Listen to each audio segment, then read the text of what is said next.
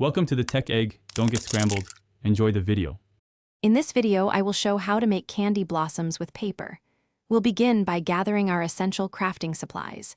You'll need colorful paper, sharp scissors, a reliable craft glue, some floral wire for stems, and of course, your chosen small candies. Selecting different paper types, like crepe or cardstock, will add wonderful variety to your blossoms. This project is perfect for adding a personalized touch to gifts or party favors. Next, let's focus on crafting the individual components of our blossoms. Start by cutting your chosen paper into various petal shapes. Think teardrops or rounded ovals, roughly 2 inches in length.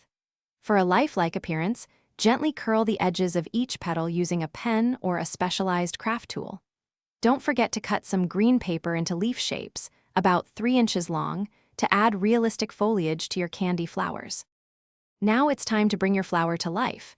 Take a small piece of floral wire and begin attaching 3 to 5 petals around one end, securing them with glue. Arrange the petals to form a small, cup-like shape. This will be the perfect nest for your candy. Once the petals are secure, wrap floral tape tightly around the wire stem and the base of the petals. This step provides both stability and a polished finish to your paper blossom. For the sweetest part, carefully place one small, individually wrapped candy into the center of each paper blossom. If you wish, a tiny dot of removable glue can help secure the candy, but ensure it can be easily taken out. Once all your blossoms are complete, you can arrange them into a charming bouquet, perfect for gifting, or use them as delightful and unique party favors. These handmade candy blossoms are sure to bring smiles.